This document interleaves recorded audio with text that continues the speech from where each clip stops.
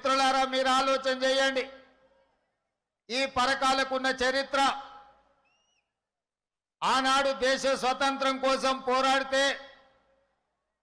జలియన్ వాలాబాగ్ చుట్టుముట్టి వందలాది మందిని పొట్టన పెట్టుకున్న తెల్లదొరల ప్రభుత్వం, అదేవిధంగా తెలంగాణ రాష్ట్రానికి నిజాంల నుంచి రజాకర్ల నుంచి విముక్తి జరగాలని ఈ పరకాల గడ్డ మీద తిరుగుబాటు జరిగితే ఇక్కడి బిడ్డల్ని రజాకర్లు కాసిం రిజ్వీ నేతృత్వంలో చుట్టుముట్టి 21 మందిని బలి తీసుకున్నారు.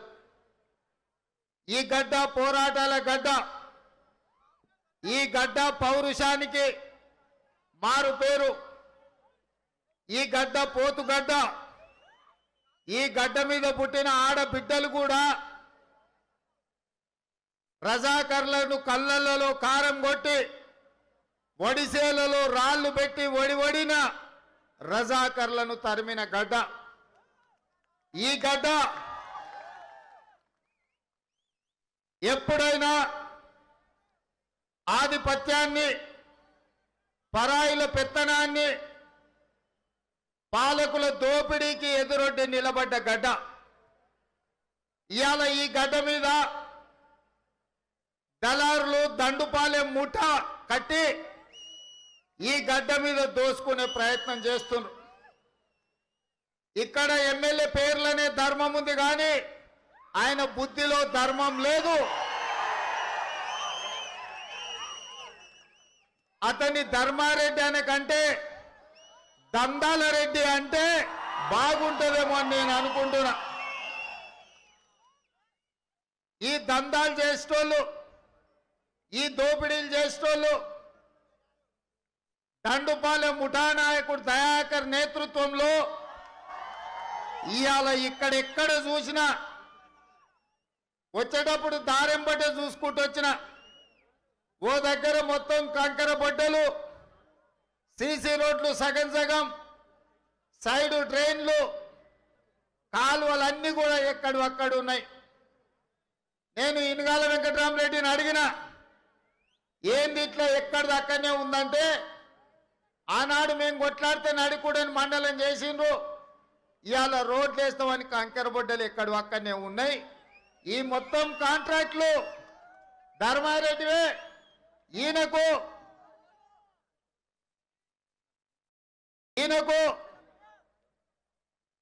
కాంట్రాక్ట్లు ఆయనదే, కాంక్రీటు ఆయనదే, క్రషరు ఆయనదే, సిమెంటు ఆయనదే, ఏది చూసినా ఆయనదే, భూములు చూసినా ఆయనవే, ఏ దోపిడీ చూసినా ధర్మారెడ్డిదే తప్ప ఈడ ఎవరికి లేదు. ఏదున్నా ఈయన టెండర్ వేస్తే ఈయనకు ఆరూరి రమేష్ సపోర్ట్ టెండర్ వేస్తాడు, అక్కడ రమేష్ వేసుకుంటే ఆయనకు సపోర్టు ఈయన చేస్తాడని చెప్పిండ్రు. ఇవాళ మీరు ఆలోచన చేయండి మిత్రులారా, తెలంగాణ వచ్చి 9 సంవత్సరాలు అయింది. 10 బడ్జెట్లు ప్రవేశపెట్టిండ్రు. 10 బడ్జెట్లల్లా 17,78,000 కోట్ల రూపాయలు, అదే విధంగా 5 లక్షల కోట్ల అప్పు తెచ్చిండు. 23 లక్షల కోట్లు ఈ 9 ఏళ్లల్లా కల్వకుంట్ల చంద్రశేఖరరావు చేతికిస్తే ఎక్కడైనా ఇవాళ ఈ పరకాలలో 30,000 ఓట్లుంటే దాదాపుగా 10,000 ఓట్లు మా దళితుల బిడ్డలు ఉన్నాయి, దళిత కాలనీలు ఉన్నాయి. ఇవాళ ఒక్క దళిత బిడ్డకైనా డబుల్ బెడ్రూమ్ ఇల్లు ఇచ్చిండ్రా? ఏ ఒక్క దళిత బిడ్డకైనా పరకాల నియోజకవర్గంలో 3 ఎకరాల భూమి ఇచ్చిండ్రా? చదువుకున్న పిల్లలకు ఉద్యోగాలు ఇచ్చిండ్రా? పోనీ ఎవరికైనా భూమి ఉంటే రైతుకు ₹1,00,000 రుణమాఫీ జరిగిందా? ఫీజు రియంబర్స్మెంట్ ఇచ్చిండ్రా? మరి ఇవాళ డబుల్ బెడ్రూమ్ ఇల్లు ఇవ్వకపోయి, దళితులకు 3 ఎకరాల భూమి ఇవ్వకపోయి, ₹1,00,000 రుణమాఫీ చేయకపోయి, ఇంటికో ఉద్యోగం ఇవ్వకపోయి, మా యాదవ సోదరులకు గొర్రెలు ఇవ్వకపోయి, మా గౌడన్నల పరిస్థితి చెప్పే పరిస్థితే లేదు. మరి ఇవాళ పేదలకు ఏం రాలే, కానీ 23 లక్షల కోట్ల రూపాయలు ఎవరప్ప ఇంటికి పోయినాయి, ఎవరెత్తుకపోయినా అని చెప్పి నేను ఇవాళ అడుగుతున్నా.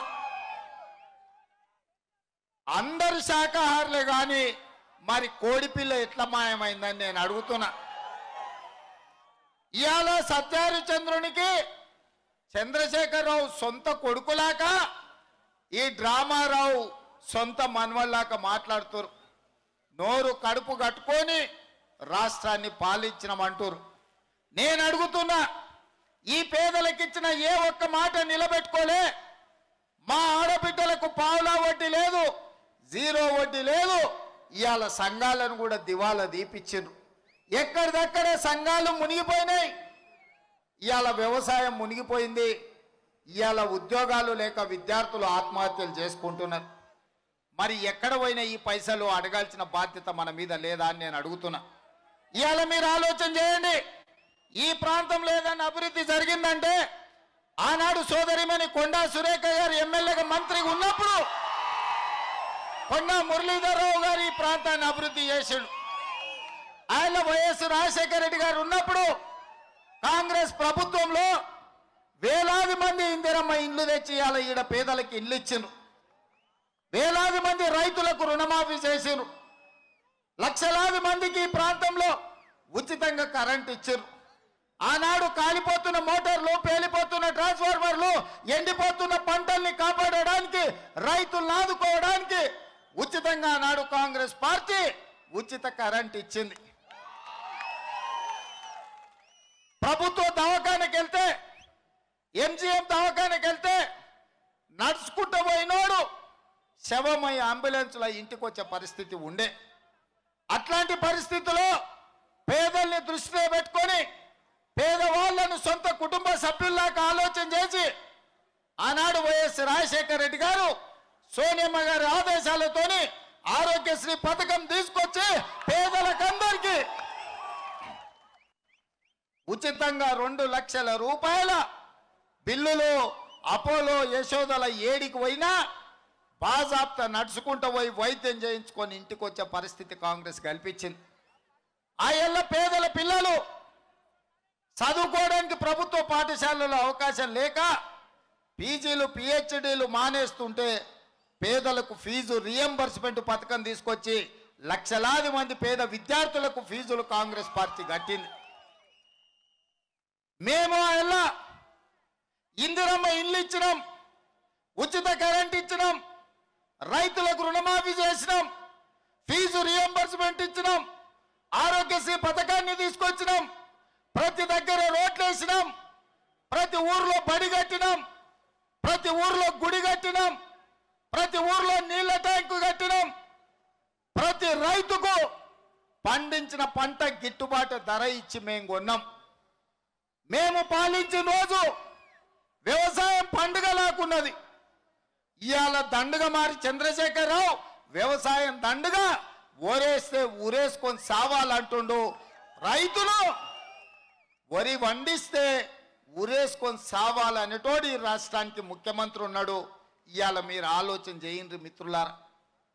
మరి ఈ పరిస్థితిలో ఇలాంటి వాళ్ళు ప్రభుత్వంలో ఉంటే పేద ప్రజలకు ఏమైనా మేలు జరుగుద్దా అని నేను అడుగుతున్నా. నిన్నమన్నా సమ్మక్క సారలమ్మ ఆశీర్వాదంతో సీతక్క అండతోని మేడారంలో పాదయాత్ర మొదలు పెట్టాం. మహబూబాబాద్ పార్లమెంట్ పూర్తి చేసుకొని వరంగల్ పార్లమెంటు నియోజకవర్గంలో ఇవాళ పాలకుర్తితో మొదలుపెట్టి పరకాల వరకు పాదయాత్ర జరుగుతుంది. టిఆర్ఎస్ వాళ్ళ కడుపులా భయం జ్వరబడ్డది, నడుము వణికింది, వణుకు వెన్నులో చలి పుట్టింది. ఎంబడే నేను భూపాలపల్లి మీటింగ్ చేసినో లేదో తెల్లారే డ్రామారావు భూపాలపల్లికి వచ్చాడు. ఆయన నాకు సవాలు విసురుతాడు, రేవంత్ రెడ్డి ఒక్క అవకాశం ఇవ్వండి అంటుండు. కాంగ్రెస్ పార్టీకి 10 సార్లు అవకాశం ఇస్తే ఏం చేసిందని. డ్రామారావు ఇను కాంగ్రెస్ ఏం చేసిందో నేను చెప్తా, నీకు దమ్ముంటే వరంగల్ ఏకశిల పార్కు దగ్గర చర్చ పెట్టుకుందాం. నేను చెప్పిన దాంట్లో తప్పుంటే ముక్కు నేలకు రాస్తా. ఒకవేళ నేను చెప్పింది నిజమైతే నువ్వు నీ అయ్యా తెలంగాణ 4 కోట్ల ప్రజలకు క్షమాపణ చెప్పాలి. ఇవాళ మిత్రులారా, పాత్రికేయ సోదరులారా రాసుకోండి. కాంగ్రెస్ పార్టీ ఏం చెప్పిందో నేను చెప్పదలుచుకుని ఏం చేసిందో. ఇవాళ నాగార్జున సాగర్ మేం కట్టాం, శ్రీశైలం మేం కట్టాం, కల్వకుర్తి, భీమా, నెట్టంపాడు, కోయిల్ సాగర్, హంద్రి, నీవా, ఏ ప్రాజెక్టు తీసుకున్నా, శ్రీరామ్ సాగర్, అదే విధంగా ప్రాణహిత చేవెళ్ళ, పాలమూరు రంగారెడ్డి, ప్రతి ప్రాజెక్టు ఈ జిల్లాలో దేవాదుల ఆయల్ల మేం కట్టాం. ఇవాళ ప్రతి ఎకరాకు నీళ్లు వస్తున్నాయంటే, ప్రతి ఊర్లో కరెంట్ ఉందంటే, ప్రతి ఊరుకు రోడ్డు ఉందంటే, ప్రతి ఊర్లో నీళ్ళ ట్యాంక్ ఉందంటే, ప్రతి ఊర్లో బడి ఉందంటే మేం కట్టింది.